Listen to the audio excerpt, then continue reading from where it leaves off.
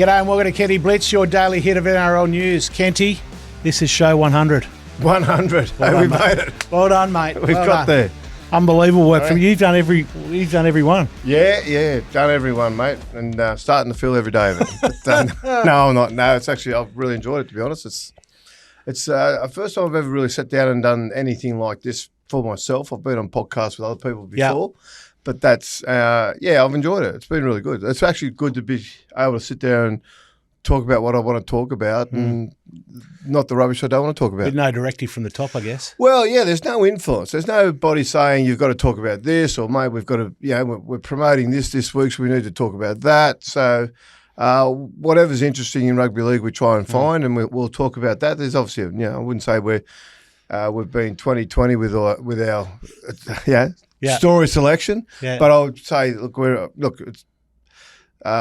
we don't waste time on bullshit either, which is nice. What about the feedback with the fans? That's obviously something different to what you're used to? Yeah, it's good actually. It's things have turned around a lot this season for me in that respect. So I think people have sort of started to recognise everything for what it is, and they're coming around, and the response has been really good. It's been interesting to see the comments, the daily comments, and the Ask Kenties and that kind of stuff. It kind of.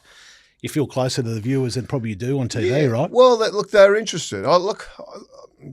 You've known me for a while. I'm happy to sit and talk to anybody about footy, and people come up and talk to me. I'm always happy to sit there and have a chat and talk about whatever they want. It's always generally about football, and a lot of times you're having a conversation you've only had 15 minutes earlier with someone else, that sort of thing. Yeah. But that said, I'll never knock anyone back. I always sit there and have the chat.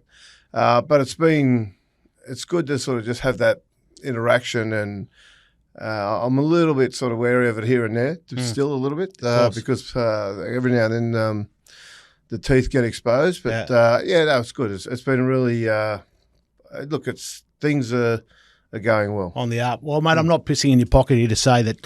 You're probably the most knowledgeable footy brain that I know, and it's been fantastic to sit beside you. I'm lucky you don't know a lot. So that's well done. A lot of people. So all right, well done, mate. Congratulations. Let's move on to this weekend's games, and obviously the most interesting one for us and for many people is the Brandon Smith South game. Yeah. Look, let's just keep South out of it and just that's Brandon Smith versus the Roosters this week. That's the game. It's a fascinating one because we already know the long-held rivalry between these two clubs, and it's worthwhile every now and then to just have a bit of a Google search, or AI search you can do these days, and just look at the history between these clubs, which really goes back to 1908 when they first began. It really escalated in 1929 when they originally began in 1908. They started out as their boundaries were basically council boundaries, so they stuck to that. And then 1929, South got a little bit nasty and changed a few things, and took a little bit of what changed boundaries. Well, South. What they did was, I don't want to get too far into it, but South joined up with Balmain, and they basically got together as a collective, changed the rules. So you didn't have to have a big 75% of the vote. You only had to have 50%. When they had 50% of the vote, they then changed the rules to benefit themselves, and then changed it back to 75%, so the Roosters couldn't respond. So it's been a lot of skullduggery ever since then. And the famous one, I suppose, if you want to look at it this way, is the residential rule with Ronnie Coote back when he was coming through as a junior. And back then you had to play for the team in which area you live, wherever your residence was. So, one night in the dead of night, the Rabbitohs got the rule changed, so they basically changed the boundary to take in Ronnie Coote's address, sign him up, and then change the boundary back so that he was back in Roosters territory. But by the time he signed, he was a Rabbitoh, and that's why he had to go and play at the Rabbitohs. Now we all know he ended up at the Roosters. Yeah. But just those sorts of things have been ongoing for over 100 years now, and it hasn't got any.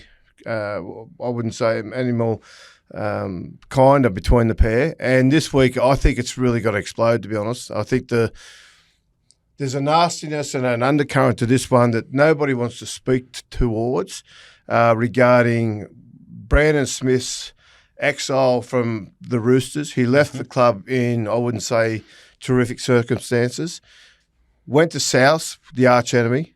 And then what's happened in recent weeks where he's been charged by police, and then through their investigation, they've named Victor Radley at the Roosters. That's put a cloud on the Roosters, the 7 players who made the golf trip to the Sunshine Coast back when Brandon Smith was playing at the Roosters. He wasn't there, but it's certainly it's just brought in a little undercurrent of menace to this game, I believe. To add to the book of feuds.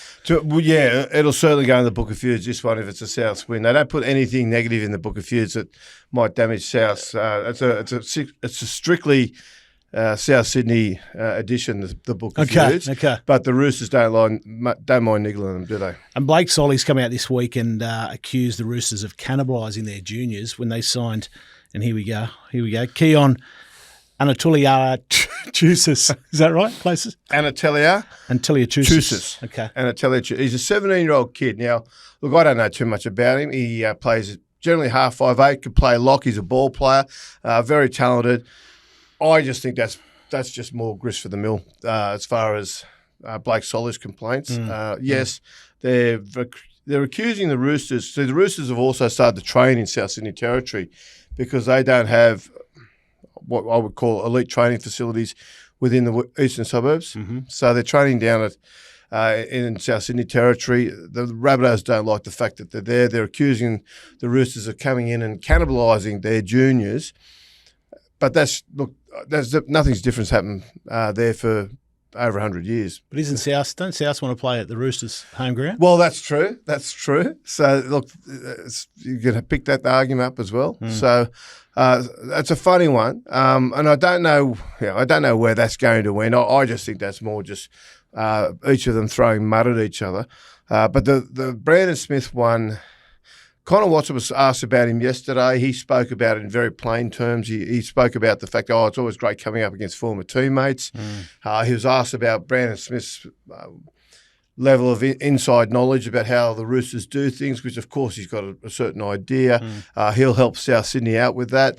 But I don't think that's going to be the issue. The issue really is that Brandon left the Roosters, and it's since been revealed that at times he borrowed money off players.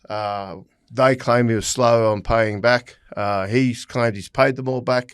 But certainly there's been a bad taste left in people's mouths.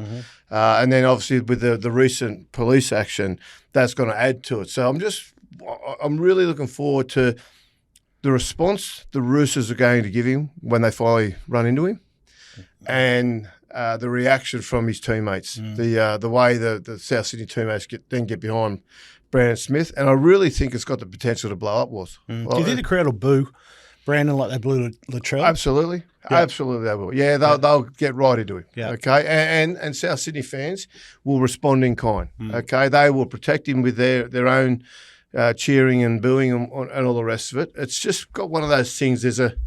Rugby league is great when there's rivalries and when there's genuine rivalries. Yeah. And this is one of them. But this one's also got a real edge to it that's probably not there other years. So I'll tell you what, just buckle up for this one. There'll be a big crowd there Friday night down at the Allianz Stadium. They're picking 30,000. I reckon good close to selling out. Mate, let's talk about some great rivalries because, you went through some on the way in.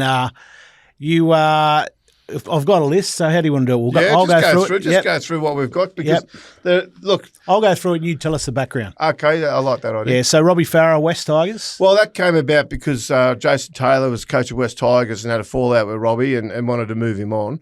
So Robbie left West Tigers and basically was bitter towards the Tigers and basically stuck it to the Tigers when he got the opportunity. Ironically, he ended up back there once Jason Taylor was sacked. So, but that was a nasty one. Most of that got played out behind the scenes, and that's very much a Robbie Farah, Jason Taylor one. So they're not on each other's Christmas list. Very good. Chris Walker South. Well, Chris Walker left South to go to the Roosters. So that's the greatest thing you can do as a South Sydney player. So he did that, and obviously won a premiership at the. Did he win the premiership in 02 with the Roosters, or was he there in 03, 04? But anyway, he went there, played grand final certainly with the Roosters. He was there in 04 when the Canterbury beat them. I know that. He actually played quite well in that. And South were just busted at the time. But the Walkers were there. Shane Walker, his brother, actually played and so did Ben. Actually, both played at South. So, and the other part we know is that Sam Walker, who's the Roosters halfback, who's Ben Walker's son, when his father was playing for South, refused to wear the South Sydney gear as a kid because he hated South so much because he was, very, I suppose, anti whatever his dad was doing at the time. But so there's a bit of blood in the Walker family about the feud as well. Very good. Adam McDougall and South and Russell. Oh, that's one of the great ones.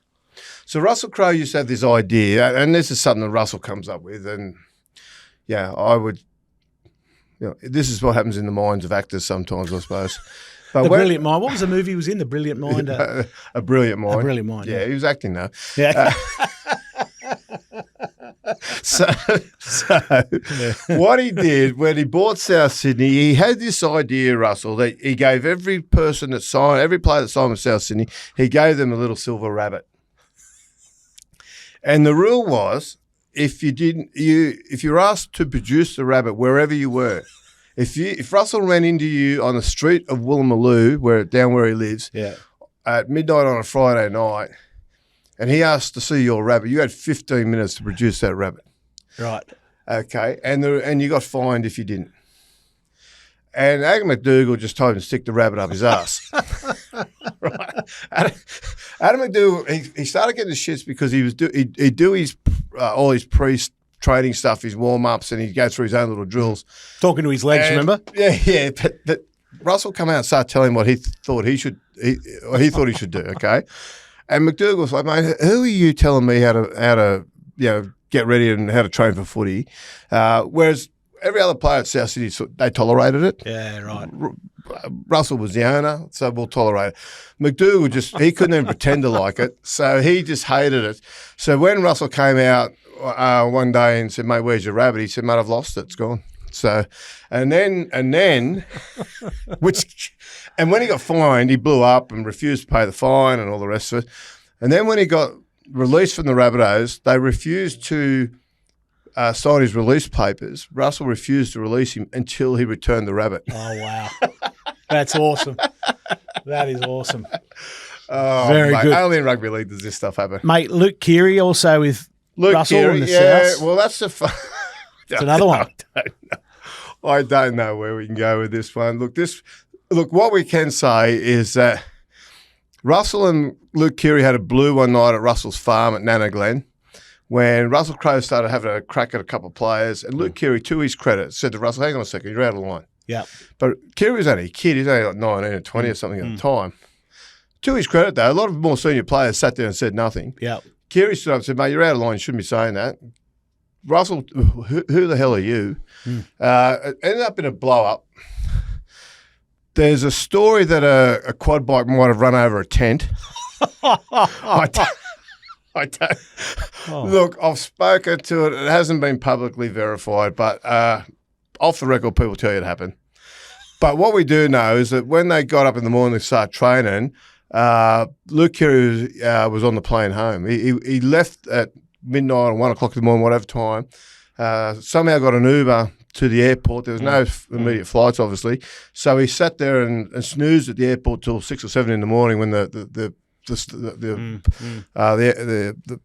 airport opened, and caught the first plane home, and that was it. That was South Sydney career over there, and he went to the Roosters and won a couple of comps at the Roosters. Yeah, unbelievable.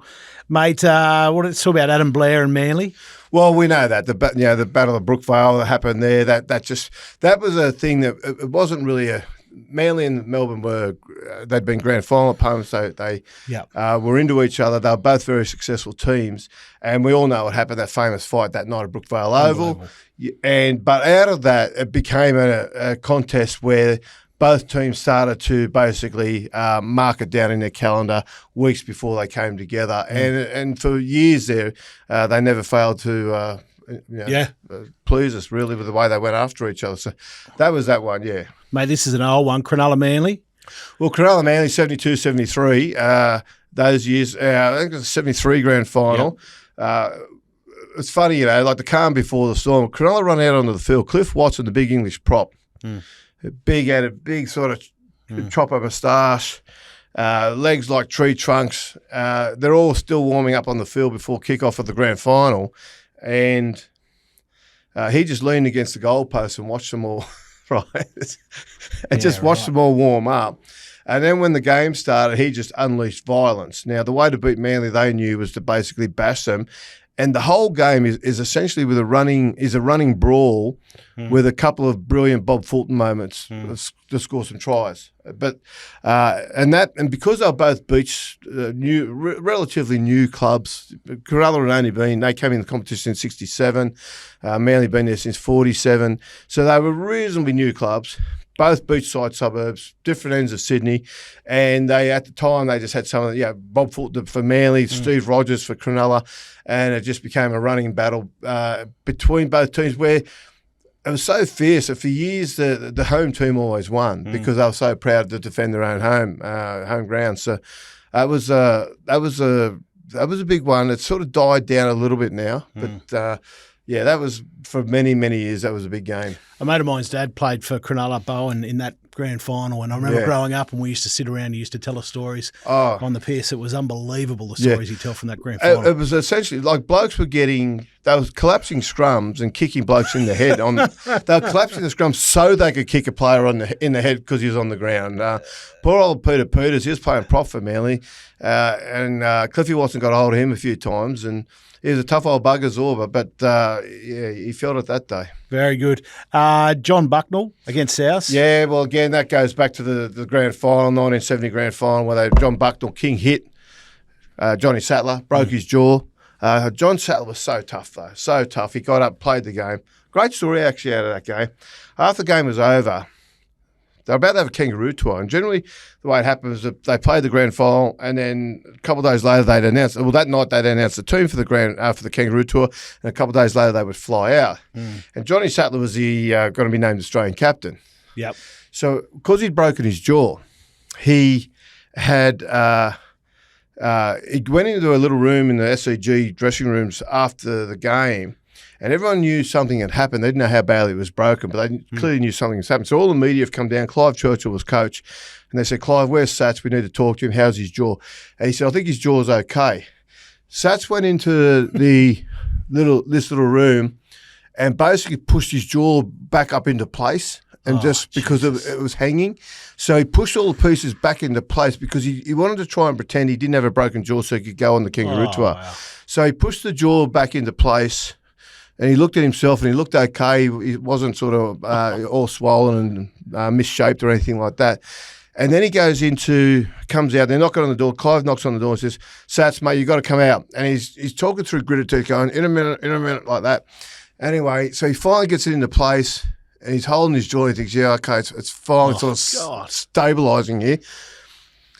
And so he walks out to talk to the journos and they Sats, how's your jaw? And he went to say it's okay. And as he went, it's okay, it just fell apart again. And they reckon some of the journos turned pale and nearly fainted with the side of his jaw just collapsing. And after that, it was just, okay, the secret's out. So, so he failed the medical for that and didn't go away on the 70 kangaroo tour. That's unbelievable. Yeah. Mate, talk to me about Rod Reddy, sorry. Rod Reddy used to just flog Ray Price every time they came together. It was a personal thing between them. They toured together. They didn't like each other. Ray Price could be a bit narky. We know all that. And it used to just give Rod Reddy the shits. And Rod Reddy was very, very adept at the secret art of violence on the rugby league field. Just, like elbows weren't for bending your arm for Rod. They were weapons, you know what I mean?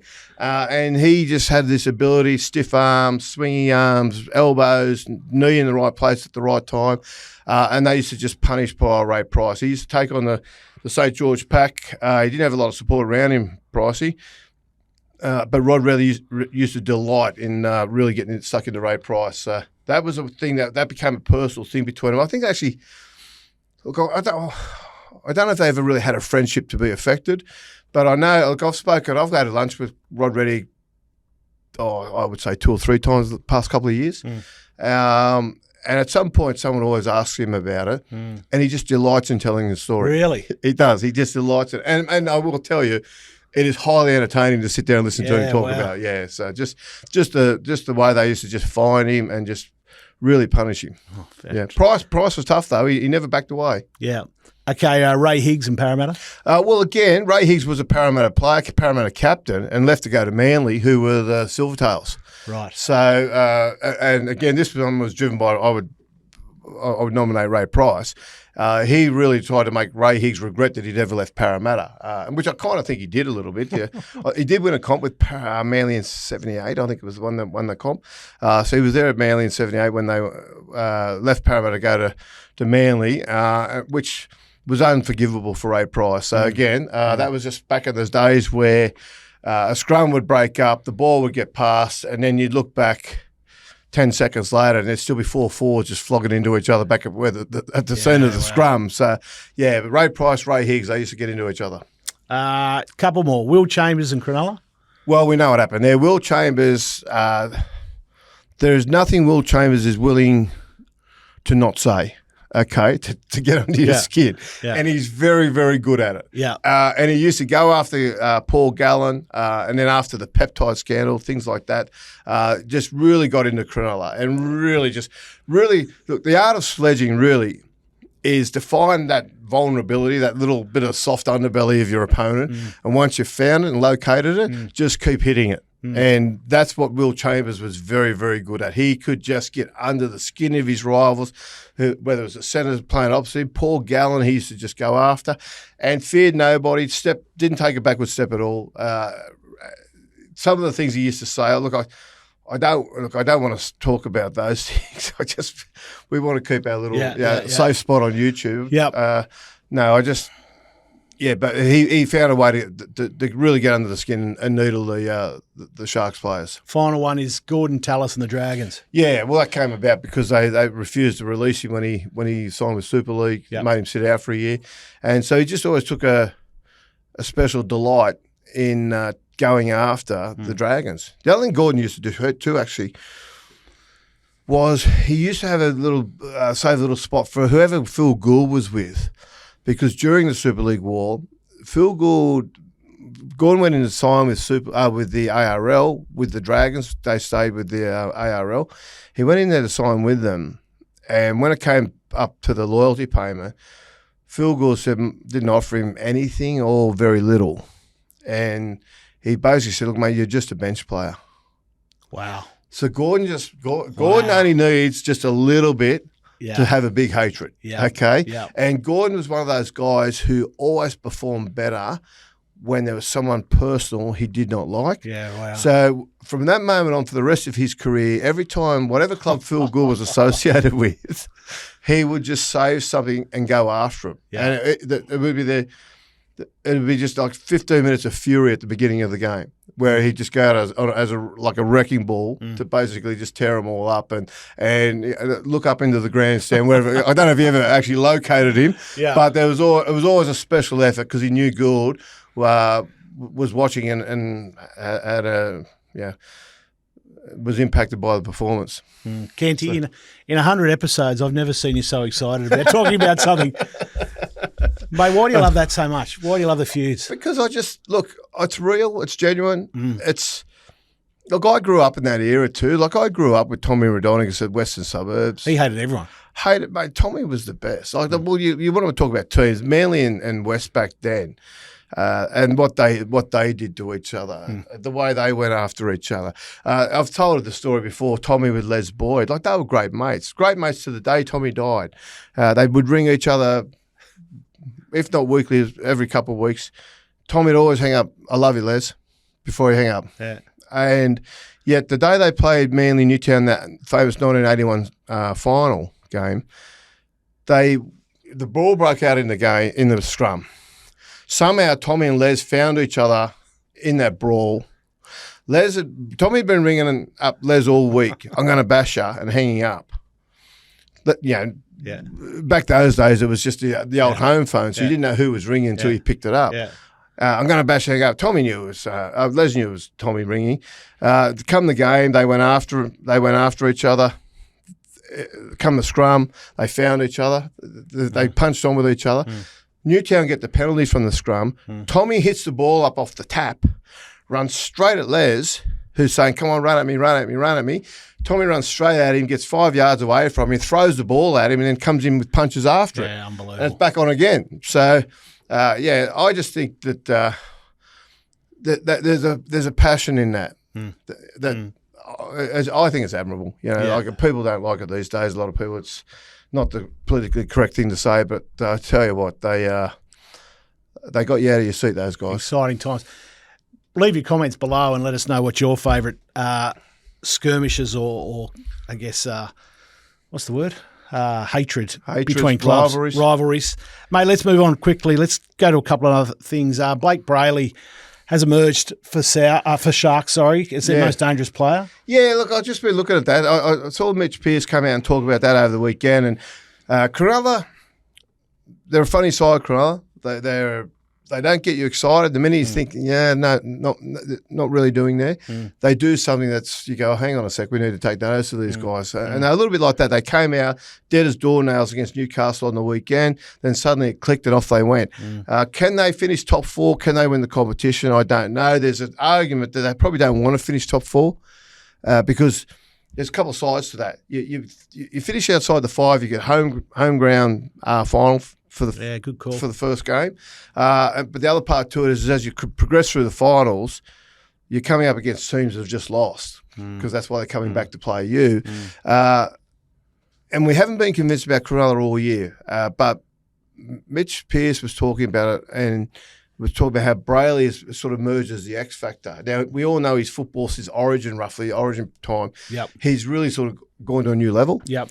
And it's starting to come out that he's the guy.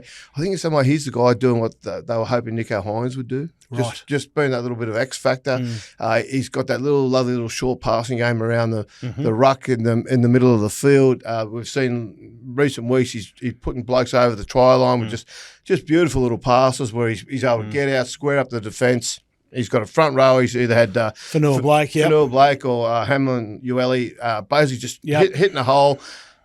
Perfectly delivered pass, and Cronulla getting on a bit of a momentum shift through those plays. So I'm really interested to see how Cronulla now advance through these finals. They've only had one win under Craig Fitzgibbon in a finals game, even though he has routinely got them to the finals.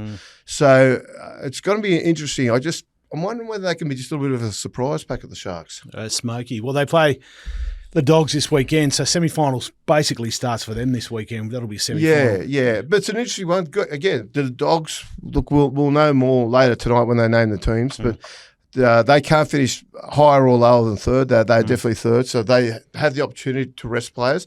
There's a bit of a mindset now that you don't rest players the week of round 27. You actually use round 26 as that week. Now, if that's the case, what happens with the Bulldogs this weekend? What happens with the Raiders this weekend? How many will they rest? There's a thought, Craig Bellamy, what's he do?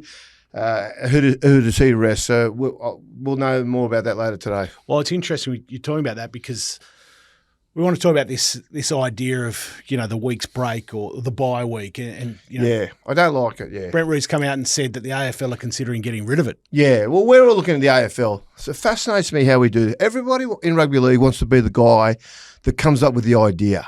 You know what I mean? Let's bring in a 7-tackle set off a 20-metre tap. We'll have that in Ask Kenty's tomorrow. I mean, honestly, but you do get them in Ask Kenty's. Every week there's somebody there that's got an idea for a rule change or something like that. I just don't get it. I just don't get why we don't just stick with what we've got and what's been working. We know it's not ideal. We have this old-fashioned idea that we have to play a home and away game against every other team in the competition for it to be fair.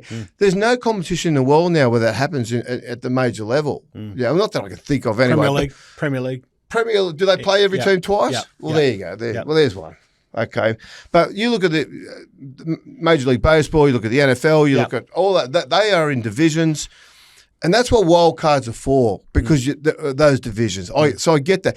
But when you come up with this idea, one, we want a wild card down to Team 10. That's Buzz's idea, isn't it? Well, Buzz has been pushing it, but Buzz is desperate to have his name put next to, that was Buzz's rule. But I shouldn't say that. Buzz will get upset with me. But do you want to cut out or not? No, fuck it. Keep going. Anyway, look, but people I just don't get it. Now, he's spoken to Blake Solly and Dave Donahoe and guys like that who have come out and supported it.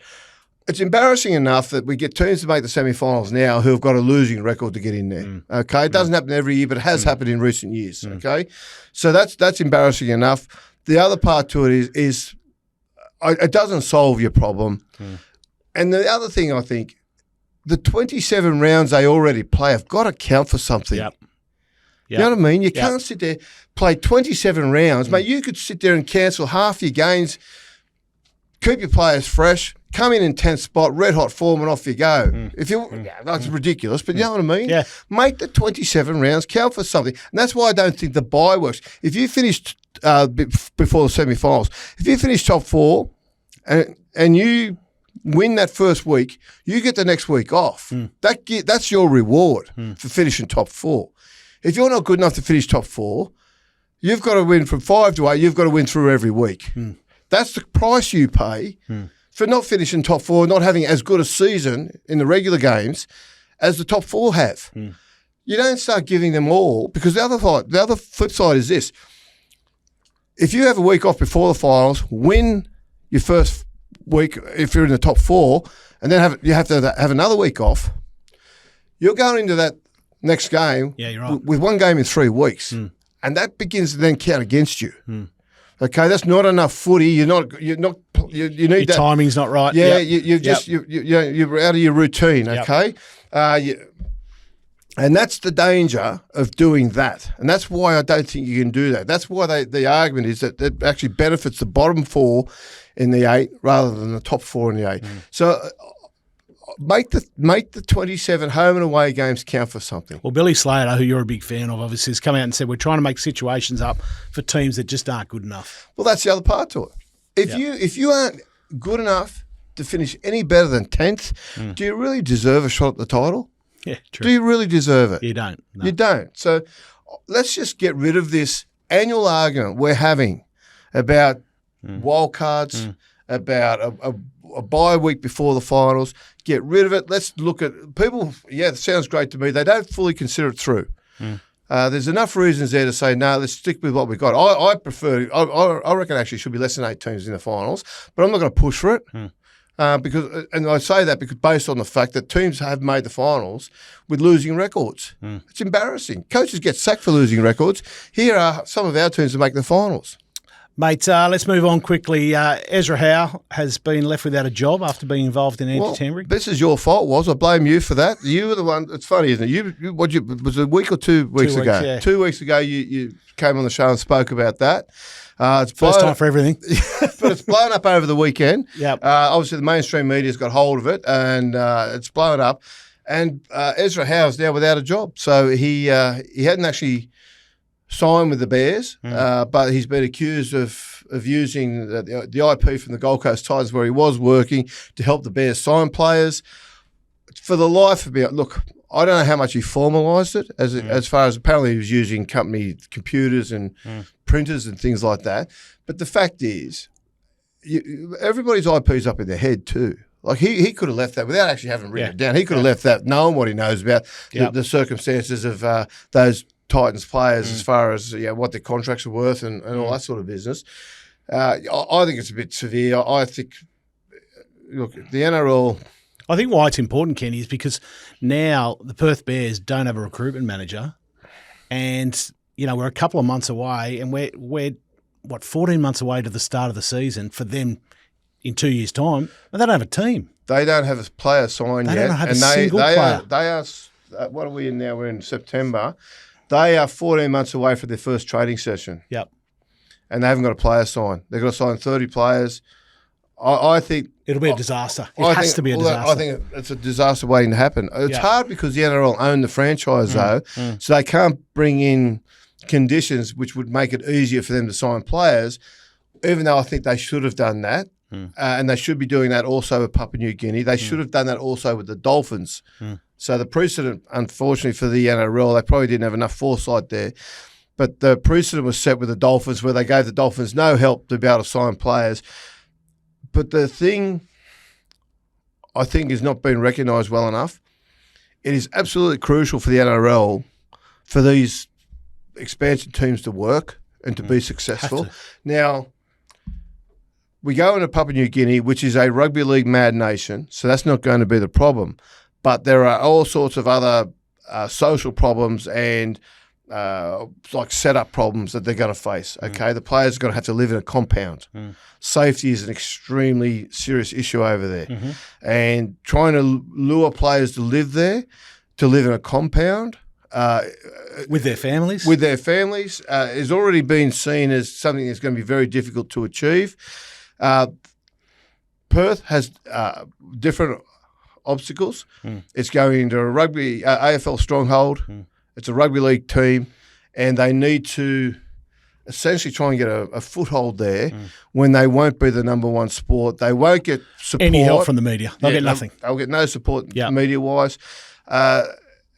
And if they go over there and they're immediately a failure and they can't get off the bottom of the table, they win 2 games their first season. After 5 years, they've won a collective 12 games. They won't have the fan following. They won't all those other areas that mark your success as a club are going to be a failure. So I think the game needed to look big picture here rather than try and have this socialist idea that every club's got to be equal and treated equally. I think they just had to sit there and go, you know what, we need to really just shore these guys up. Let's remember the strength of Melbourne is when Melbourne started, they had a lot of support.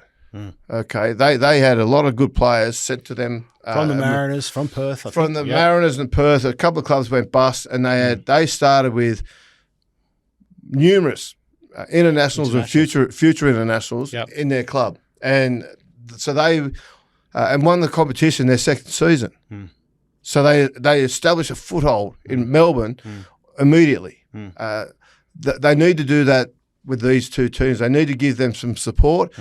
This idea that they'll just be treated like everyone else, it's not going to work. The Gold Coast have always been treated just like everyone else when they've got their own unique problems, and they've never really worked. Yeah, good point. And even the Cowboys took a long while to get going. All the South Queensland Crushers, they couldn't survive the Super League war. There's a lot of teams that they need that help. You need to get them just a footing that they can solid ground they can stand on to get through those tough early times.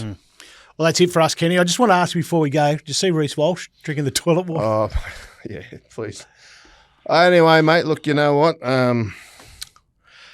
Sometimes things backfire on you, Woz. So, you know what? So, I was thinking of some other ones that have backfired. Oh, I don't want to talk you about those. You don't want to go through those? Very good. We do have a list maybe for tomorrow we'll talk about.